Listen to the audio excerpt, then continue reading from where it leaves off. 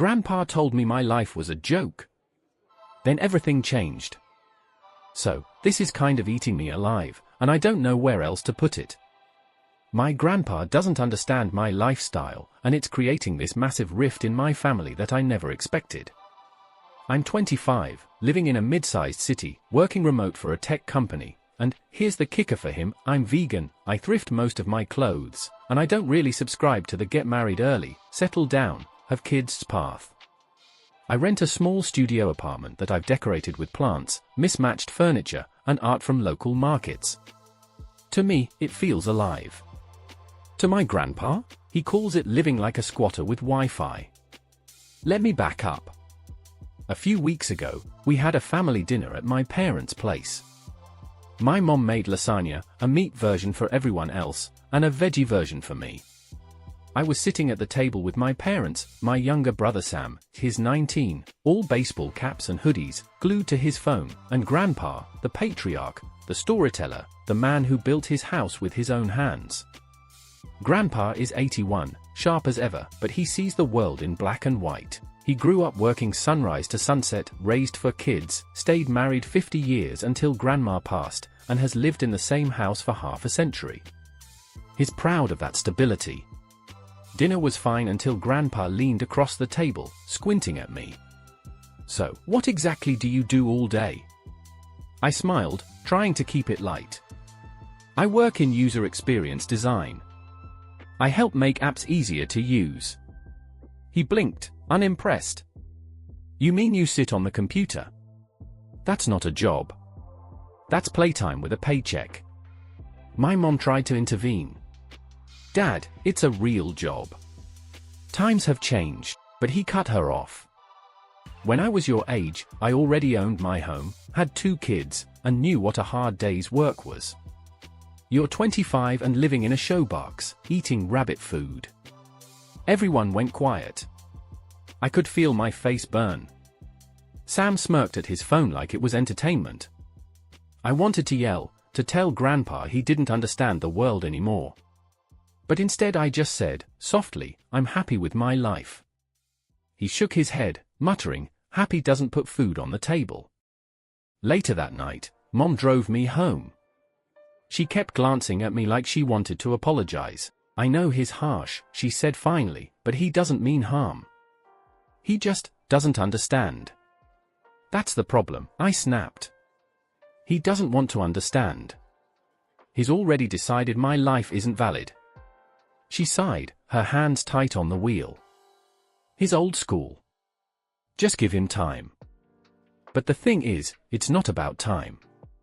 I don't need him to live my life for me, I just need him to respect that I'm living it my own way. 2 days later, I got a text from Grandpa. Which is rare. He's not a phone guy. "I want to see where you live. Saturday." My stomach dropped. My apartment is my sanctuary, plants everywhere, colorful rugs, incense, second-hand books stacked in corners. To me, it's cozy. To him, I knew it would look like chaos. I texted back, "Sure. Saturday works." When he arrived, he stood in my doorway, hands on his hips, scanning the room. His face was unreadable. "This is it?" he asked finally. "Yep," I said, forcing a smile. "This is home." He walked slowly through the space, tapping things with his cane like he was inspecting a crime scene. He stopped at my thrift couch with a tear in the fabric. "You paid money for this. $10 at a thrift store." He snorted. "They saw you coming." Every word felt like a jab.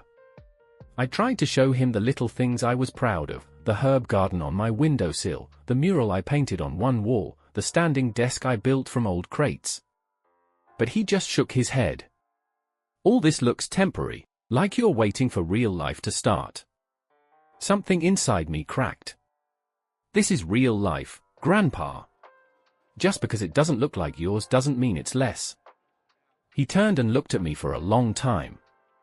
Then he said, almost softly, "I don't recognize this world. And I don't recognize you in it." When he left, I collapsed onto my thrift couch and cried. I felt like I'd been stripped bare. I love my grandpa. He's the man who taught me to ride a bike, who told me bedtime stories about the stars. And yet, here he was, basically saying he didn't recognize me anymore. For the next week, I avoided family calls. I dodged dinner invites. I felt like a stranger in my own family.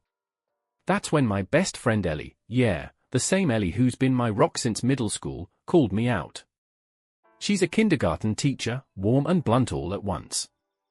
"You're letting him define your worth," she said over iced chai lattes at our favorite cafe. "I just wanted him to be proud of me," I admitted, voice breaking.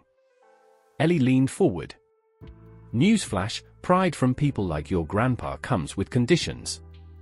You can't live your life trying to earn it. The question is, are you proud of you?" And that hit me hard. Because the truth? I loved my life. I loved my apartment, my plants, my job, my messy, colorful freedom. I just wanted him to love it too. The week after Ellie gave me that reality check, I got a call from my mom. Her voice was strained, like she was holding something back. "It's Grandpa," she said. "He fell." My stomach lurched. She explained that he'd been climbing a ladder to fix something on the roof, because of course he had lost his balance and fractured his hip. He was in the hospital, stable, but stubbornly refusing to stay more than a night. I drove down immediately. The hospital room smelled like antiseptic and faint coffee. Grandpa was propped up in bed, grumbling at a nurse who was telling him he couldn't go home yet. When he saw me, his face softened, just a little. "So you came?" "Of course I came," I said, pulling up a chair. He studied me with those sharp blue eyes that never seemed to miss a detail. "You must think I'm a fool. Old man falls off a ladder, what a cliché." I shook my head. "I just think you're human." He chuckled, then winced at the pain. For the first time, he looked fragile. And that terrified me. Grandpa had to stay with my parents for several weeks while he healed, which meant I saw him often, at dinners, on the porch, in the living room where he grumbled about daytime TV garbage. At first, it was tense. He'd make little comments about my laptop job or my diet, and I'd bite my tongue. But slowly, the edges softened. Maybe it was the pain meds, or maybe he just didn't have the energy to argue. One evening, I found him sitting alone on the porch, watching the sunset. I sat next to him, quietly, until he spoke. "You know," he said slowly, "when I was your age, I couldn't imagine not having roots. A wife. A mortgage.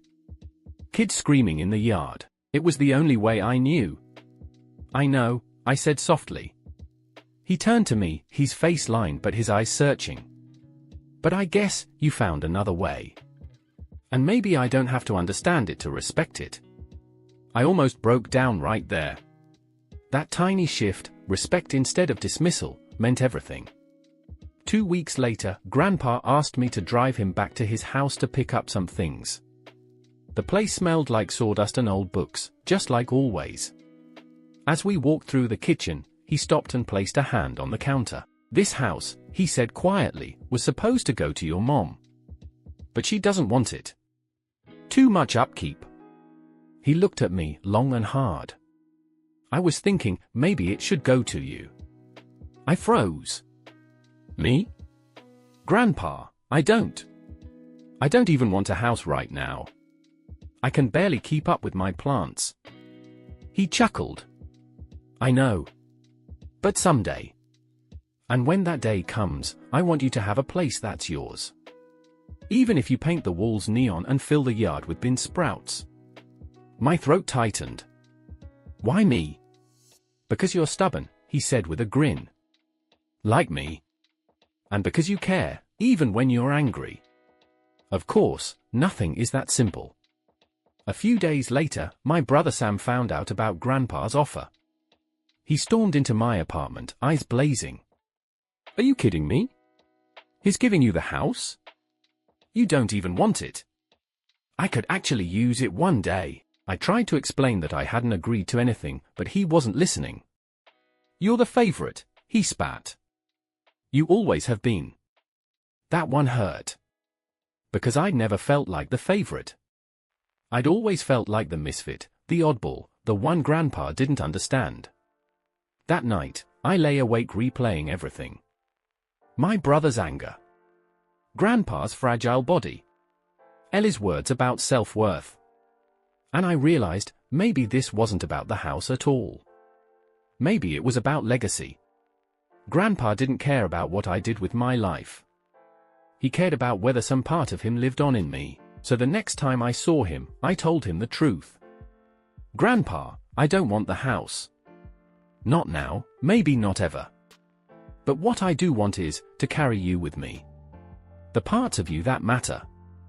The stories. The values. The stubbornness. He was quiet for a long moment. Then he nodded. That's all I ever wanted. For someone to remember.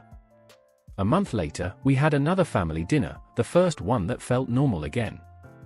Mom made lasagna, Sam sulked less than usual, and Grandpa actually tried a bite of my vegan version. He made a face, of course, but then said, "Not bad, tastes like grass, but fancy grass." Everyone laughed. For once, it didn't sting. After dinner, he pulled me aside. "You know, I may never understand your lifestyle. But I see you. And I'm proud." Those words undid me. Because they were the exact words I'd been craving all along. Here's the part that leaves me breathless even now.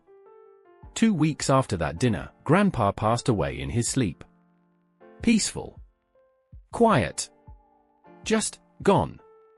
At the funeral, people shared stories about his life, how he built his house, how he never missed a day of work, how he loved Grandma more fiercely than anything. And when it was my turn to speak, I told the story of his visit to my apartment. How he said he didn't recognize me in this world. And how, in the end, he learned to. I looked out at the faces in the crowd, at my mom, at Sam, and said, Grandpa didn't need to understand my life to love me. And that's the lesson he left me with. Love doesn't always look like recognition. Sometimes it looks like letting go of what you thought life should be. There wasn't a dry eye in the room. Now, months later, I'm still in my little apartment. The plants are thriving, the mural is brighter than ever, and every time I look at the cracked thrift store couch, I hear Grandpa's voice teasing me. But underneath it, I also hear him saying, "I'm proud." And that's enough.